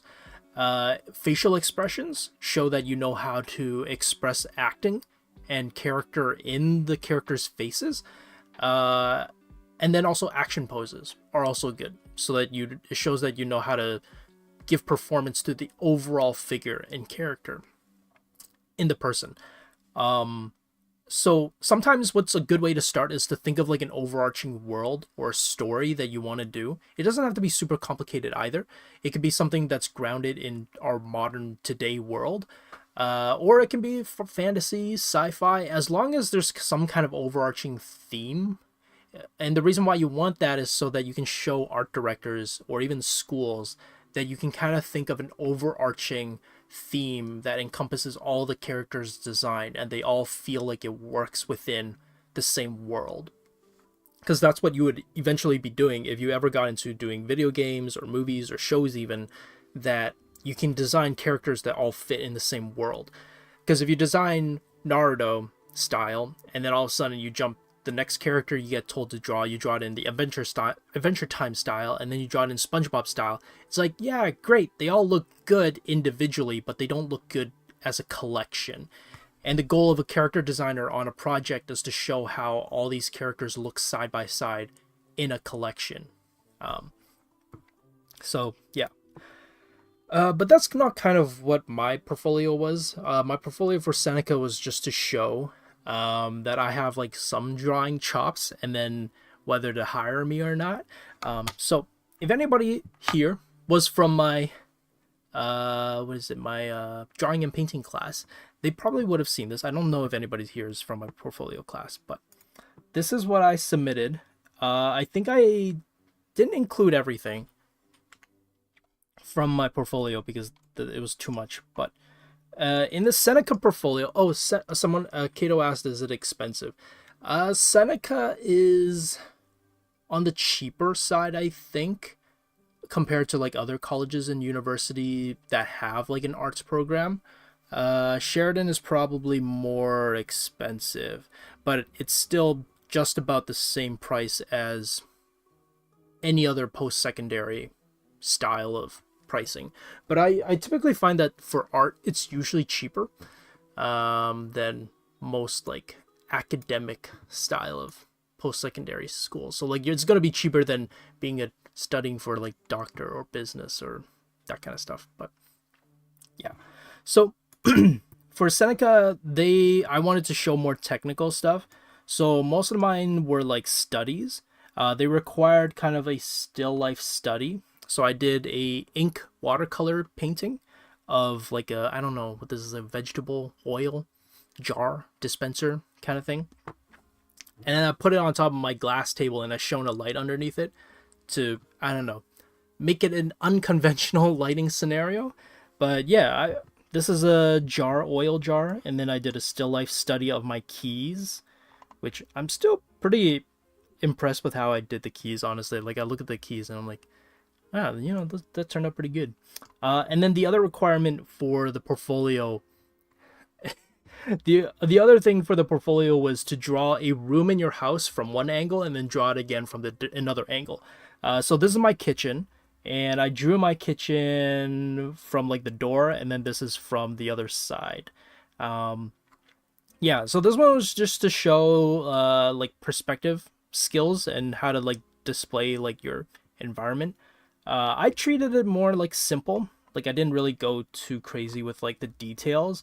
I just want to make sure that I got every element, so it feels more like a wireframe approach rather than drawing every single nitty gritty detail there. And then some hand studies.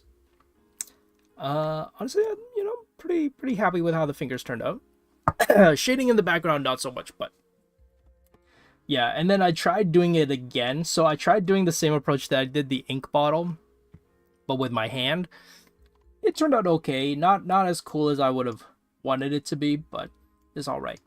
And then some figure drawings in charcoal, I think. Yeah. And then these were some paintings that I did from like OCAD. So these were my thesis pieces. Excuse me. These are my thesis pieces that I did for OCAD. So for when you graduate from OCAD, you have to do something called thesis. And these were the paintings that I did for my thesis. Yeah, this one is a big one. This one's like 18 by 24. Oh my goodness, it took me forever to paint. And then there's this one too, which, man, looking back, oh man, I wish I didn't do it like this. I wish I didn't paint these traditionally. I painted these. Oh, by the way, these are all traditional. Like this one, like the boat and the wave one, and this one, these are traditional, and they're painted with acrylic gouache. And if anyone's ever used acrylic gouache before, you know it is a pain in the butt to paint. And oh my goodness, it took forever to paint these things. Jeez. But yeah, this is the portfolio I submitted for or this is the portfolio I submitted for Seneca. Yeah. Oh, thanks, Quentin. Yeah. This is why yeah, get out of here, Kevin.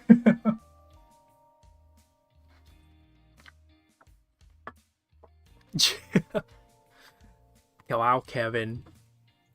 Yeah, so this is kind of the stuff that I did for Seneca. I usually find that in general, with animation schools, they prioritize technicalities. So if you're able to show, especially for any school, if you're preparing your portfolio, and it's usually a school, if you notice that the pieces of work that they showcase at the school, or it's the pieces of work that they have in their graduating show, a lot of it is very technical. And I would highly encourage anybody who's deciding to go to like an art school to go to the open houses for those schools, because if you go to the open houses, you get to check out and see kind of the philosophy for the school. So a little bit kind of a quick breakdown is OCAD is more like concept focused. So they're more on curating and honing the concept and the thinking and kind of the environment for creativity and expression and pushing yourself. But that's OCAD. Whereas Sheridan pushes more technicality and your technical skills. So if you know that going in before you apply to the school, you know what you kind of have to work on and focus on before you make your portfolio or while you're making your portfolio. Because it's very important to know these things before you apply or before you make your portfolio so that you don't, in a way, waste your time. So yeah, kind of, I would say highly encourage everybody, if you're deciding to go to an art school, to look up like what is it that they're kind of focused on. Go to the open house, ask questions, take a look at the pieces that they're showcasing, because it gives you a good concept and idea as to what it is. For OCAD, you'll notice that they post more kind of paintings. It kind of feels a bit more illustrative, more abstract. Whereas if you go to Sheridan, the stuff that they showcase is more like hand studies and figure drawings and perspective. And you'll be like, oh, it's very obvious, like figure drawing, hand studies, more technical. OCAD's more illustrative and abstract, so it's a bit more concept heavy. So yeah, when you're building your portfolio, keep that in mind so you know what you have to focus on and kind of invest your time in. So this is my stuff from SENECA. And this is a long time ago. This was like during COVID, so this would have been 2021, I want to say, or 22. Excuse me, either 21 or 22. But yeah. And then this is currently my stuff now. So I would say like, or not, no, this is not even the stuff now. This is from last year or even 2 years ago. Yeah, 2 years or last year. This is my stuff. I've been kind of experimenting a lot more these days. Whoops, sorry, I don't mean to zoom in and out like that. But these days, I feel like I've been kind of more focused on, yeah, it's Zelda. It's Zelda and Ganondorf in streetwear. But yeah, these days I've been experimenting a little bit more with shapes and how to like design characters in different ways and kind of doing more painting studies and studying lighting and coloring, because believe it or not, that's not my forte. So I've been doing a lot more studies just to kind of work on that a little bit more, because usually I like to draw more flat and focus on line work and just shapes. I don't really ever do rendering. I usually mostly just do shapes and flat coloring, but yeah, so this is my stuff now, and the reason why I kind of want to show this is to show that, like, continue experimenting. Always kind of try different things, because if you look at this, I'm like, man, this is cool, but to me it feels kind of dry. Like individually they look cool, and I'm like, but they're all kind of like dark and kind of gray, and then this, I'm like, oh, it feels like this has more life to it now. Like my drawings have more colors. It has more like vibrancy to it, which is something I'm also kind of experimenting with and playing with more. So the reason why I'm showing the both is that, you know, to encourage people to say that, to encourage you to kind of experiment and go outside of your comfort zone, and also kind of acknowledge the stuff that you don't know how to do yet.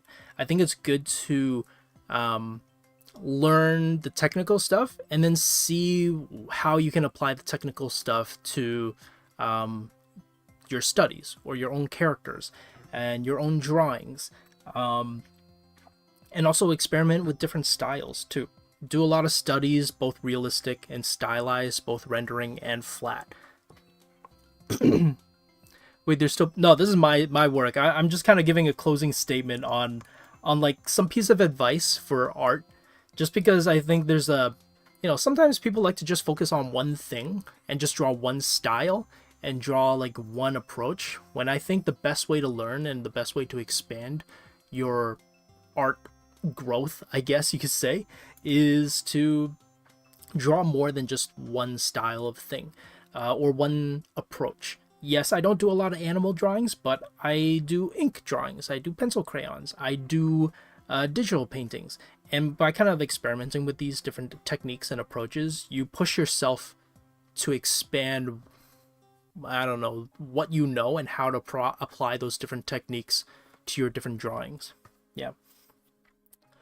Okay, so we're still a little early, so maybe as a way to cap off, we will do just a simple chill and draw AMA style. Yes, Josh actually drew all. I did draw all these. I did draw all of those, yeah. What did I want to do? What photo did I want to get? Oh, okay. I know.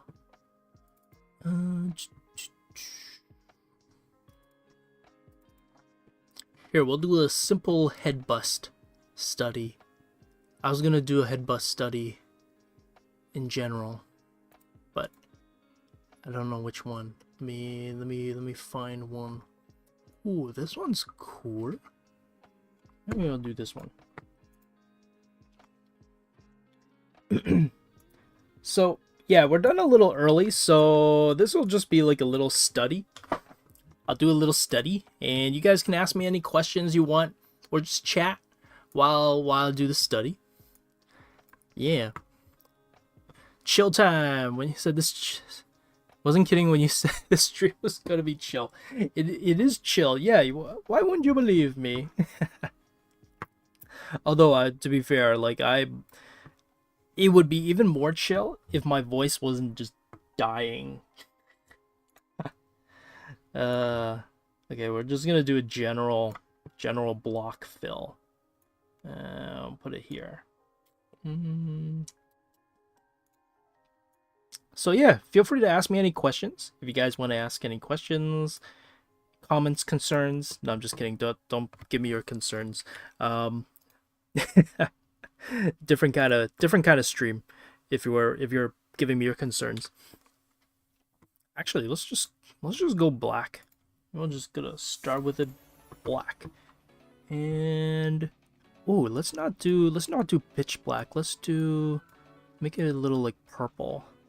Little spicy. No, I'm just kidding. That's like not spicy at all, but you know, just get a little spicy. How does side profiles work? Because I never could understand. Commissions showcasing. I think it does for like Starverse. I think it does definitely. I think it does apply. Definitely, it's going to be slightly different. I would say that art commissions, because you want people to hire you for a specific thing. I would say that it's more important actually to show one style that you're good at and kind of pushing that style and approach so that people hire you because they want your specific approach and style. You can still show different approaches and some different styles, but I would say like kind of majority of your pieces should feel somewhat similar. Yeah, so that this way people hire you for a specific reason. I'm more concerned for my voice. Don't worry, we're good. Don't worry. Oh, side profiles. Yeah, you know what? I got time. I can go over side profiles kind of quickly. Side profiles, very similar to like other head drawings. I would start with a circle. And mind you, like when we're talking about like the head being like a circle, obviously our head is not a circle, but for drawing, it's all about simplification and simplifying things so that we can draw and attach more complicated structures and shapes to things.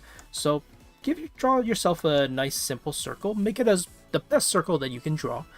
And then profile view is I would drop a straight line down from the circle and maybe curve it in this way just a little bit. And then halfway down the head, but I like to move it a little bit further back. So not exactly at the halfway point, but just a little bit past that.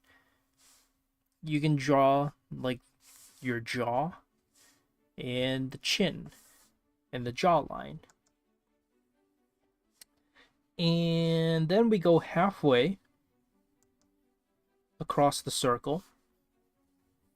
This is your brow. So we got our brow over here. And then a third, or let's say half of the way down, we have our nose.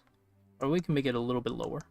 And then that would make halfway down from here our jaw. So that's kind of the profile view. Now, our faces tend to kind of stick out slightly. Our face has a little bit of a rhythm to it.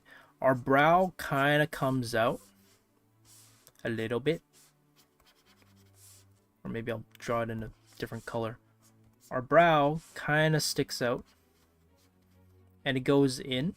Then we have our nose. And now this line that I drew to show where the nose is, that's not where the tip of the nose is. That's not what it is. That's actually where your nose connects to. So our nose would actually be here. Like something like this, maybe. And then not only that, but our nose or our mouth is kind of like a muzzle. So you want to think of it as kind of sticking out a little bit. So what this means is that your lips kind of connect a little bit in front of the blue line that I drew. And then we have our lips. And then we have our chin. Now, this is like the general breakdown for faces. But how you decide to shape the face is going to be kind of up to you. So you can lessen the brow. You can make the brow, typically for like a female, like the average female brow, it's smoother. And then also you can change the bridge of the nose. Maybe the bridge sits higher and the nose hangs lower. And then you got a hooked nose. And then other times some people have a flatter muzzle and they have a very flat face. So then you have this kind of face. So once you understand like this simple breakdown and proportions for the face, it's kind of then up to you how you want to change and mix them around. But generally, yeah, it's you got 1, 2, 3, 4, and then kind of 5 with the chin. So it's kind of like that. So 1, 2, 3, 4, 5. Look at that, a face already. Got a face. Like that. But also, it depends on the style you want. So this is a bit more cartoonier. It's a little bit more quote-unquote realistic and more stylized. But generally, that's the rule for faces. But yeah. Okay, so for... Don't know if anybody... When it's colored and how it affects something like skin. Oh, that's such a hard... That's a big question, Kato. I don't know if I have the time to answer. Excuse me. I don't know if I'll have the time to answer like a lighting question. But I think Jesse's doing a lighting stream sometime soon. Kevin, can you confirm? Can you confirm or deny whether that is true? Is Jesse doing a lighting stream? I'm pretty sure that was scheduled, right? Or unless I saw or misunderstood the scheduling.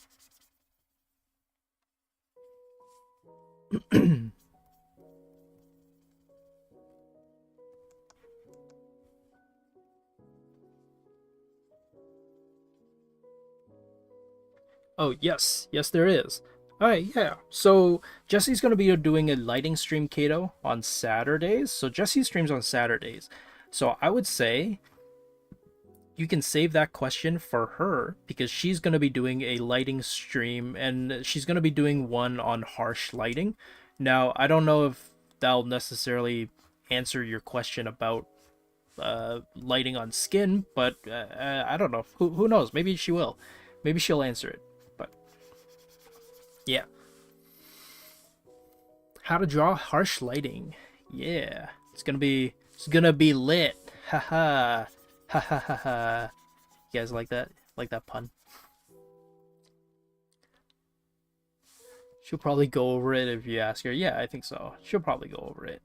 I mean, like skin lighting is a big one, but it's also it's a tough one.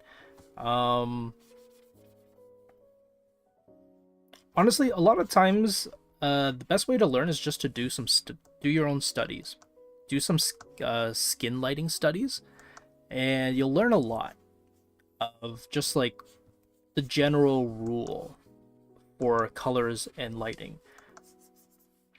I know it sounds a little bit of like a cop-out kind of answer of just like, oh, just do studies, but genuinely, if you think about like every artist who who started drawing really, really well, even like in the Renaissance days, if you kind of think about it, like, oh, how do we have our rules for like color theory? How do we have our rules for like values and contrast theory? It all comes from people just doing studies of looking at something and kind of inquisiting about it, being curious, and just drawing it for the sake of studying it and learning it. And then from that, over repeated studies, they kind of learn to understand how something works. Our understanding of anatomy is because people decide to put a good amount of time in learning it and studying it. Yeah. Yeah, no, you like that pun, eh, Kevin? Jesse's lighting stream is gonna be lit, guys. Noel, oh, lighting, matching the shape. Yeah, so for paintings, a lot of times when I do these kind of like studies, I like to do the silhouette first. But by no means does it mean it's like final or complete. But I like to just do it just so that I have something kind of down. And I do kind of want to exaggerate the hair piece at the top. I don't know by how much though, but I kind of want to stylize it just a little bit. We'll see how much we can push it. And I also don't know how I'm going to stylize, like if I want to stylize the rest of the piece or if I just want to stylize one part of it. Yeah.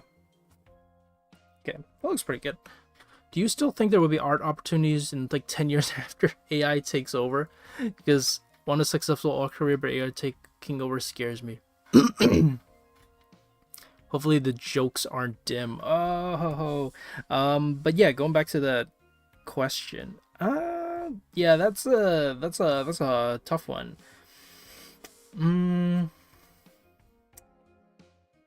Honestly, it's kind of hard to say. The optimistic side of me would hope that the world is good enough or better enough to maybe, I don't know, distinguish the expression of art from the homogenization of like AI developed stuff. But the problem is we live in a capitalistic world where money is kind of like the main draw of things. And because of that, it's always going to be, in some ways, things are going to be prioritized for like the cheaper, labor that's cheaper is always going to be prioritized. And what does that mean down the road? I don't know.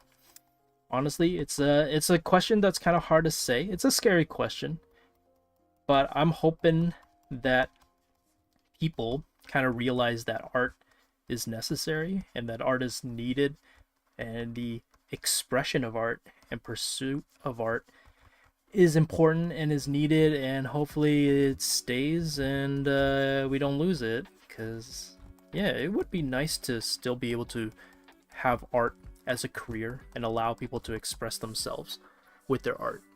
Yeah. Yeah. I know, right? Oh man. Can you imagine AI teaching art? That's kind of scary. I feel like that's kind of an odd scenario.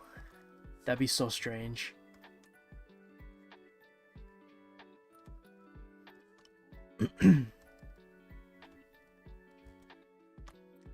You know what's funny though? Like sometimes I look at my drawings and I'm kind of like my painting studies, and I'm like, you know, this kind of looks like an AI painting. Like the way the information is kind of blurred together. It's kind of like, yeah, it's got a little bit of some AI-ness to it.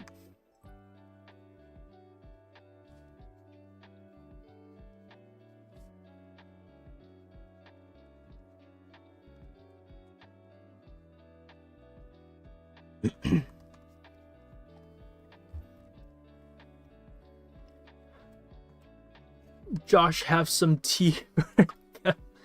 I can't. We're almost there. There's an AI movie. Is there? Is there actually? That's interesting.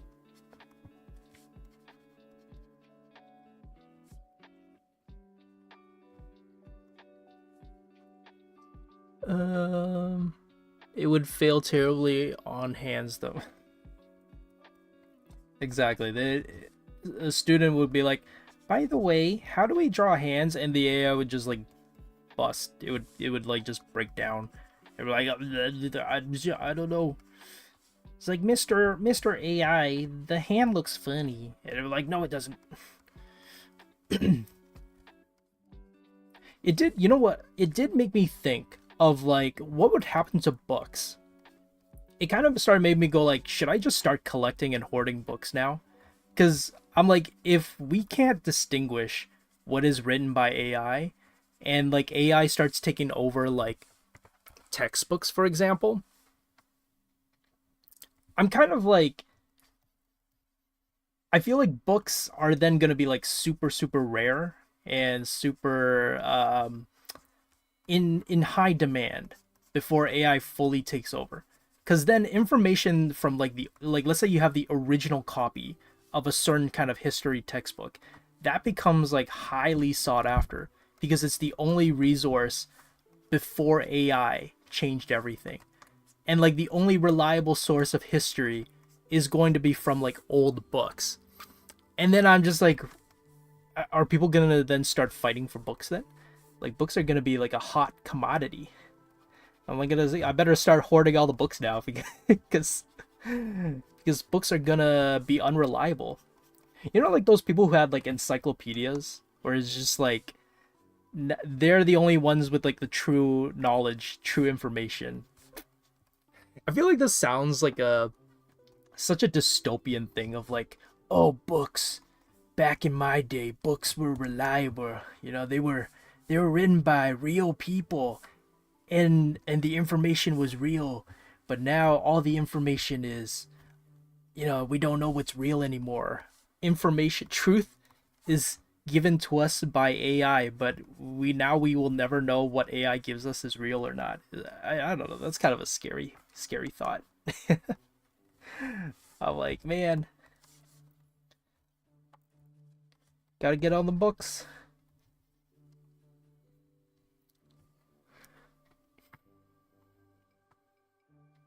Is going to be a fad. I don't know. AI being a fad, I think to for now we're seeing it being a fad just because it's not like properly like done right now, but I don't think it's I don't know. It's hard to say honestly. It's tricky. It takes more and more energy for less and less improvement. Yeah. Oh yeah, I heard about that. Oh, the AI music video? Yeah, yeah. I heard Detroit Become Human wasn't that bad.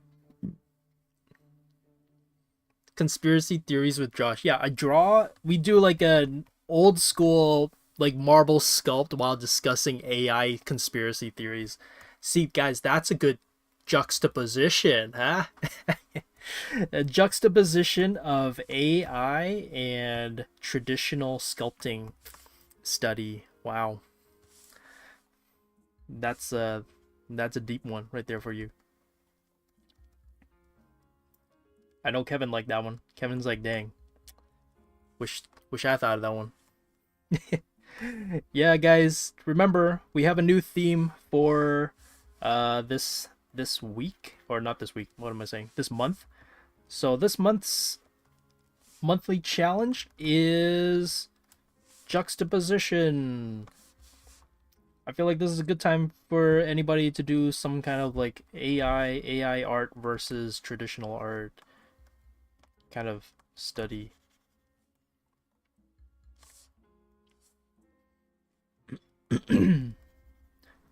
Oh, someone asked, what's the most time-consuming part of art? For me, recently, it's been the fine cleaning. So I would say I'm pretty good at blocking. Like, I've gotten really good at doing what I'm doing right now, like blocking just like this, where you just put in all the shapes, the main shapes and values. But I have not been really. It's because it requires so much patience to like. It requires so much patience to render, and like render all the detail, that I am not great at that. Because it requires so much time and it's so time consuming, and I'm just like, I don't want to do it. But that's my shortcoming, I guess, is that I don't like doing the fine tuning, as some would say. But yeah, fine tuning for me is just boring. It's just so time consuming and it's just so boring. Oh, whoops.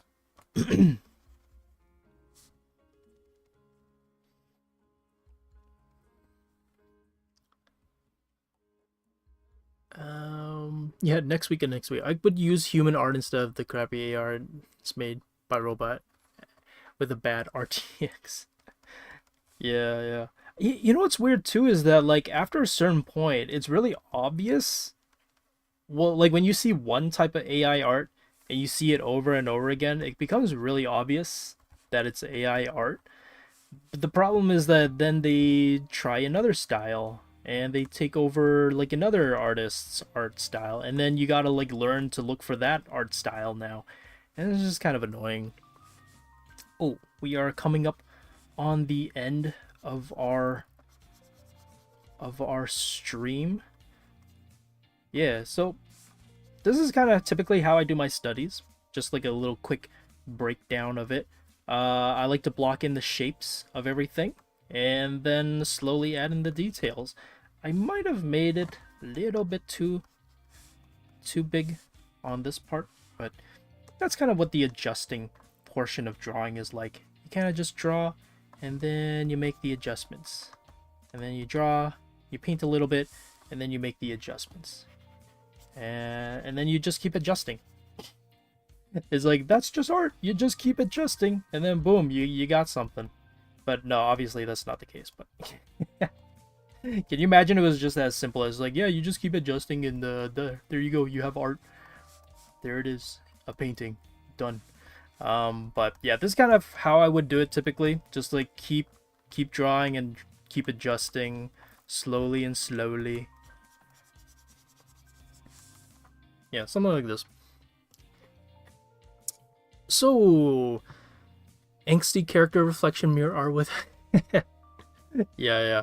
Okay, everybody. Well, that's kind of it for today. Thank you all for joining me. Again, thank you for everybody for submitting their portfolio. It was really awesome to get to see what the community has been making, and I wish you all the best of luck on your portfolios for those who are planning on submitting things. Again, if you don't know who we are Wing Canvas. We are a YouTube channel where we make art tutorial videos on tips, tricks, and drawing advice to better help our fellow art nerds in this art community of ours. Our mission at Wing Canvas is to make art education easily accessible to everyone, so be sure to tune in live for free lessons every Saturday and Sunday at 3 p.m. Eastern.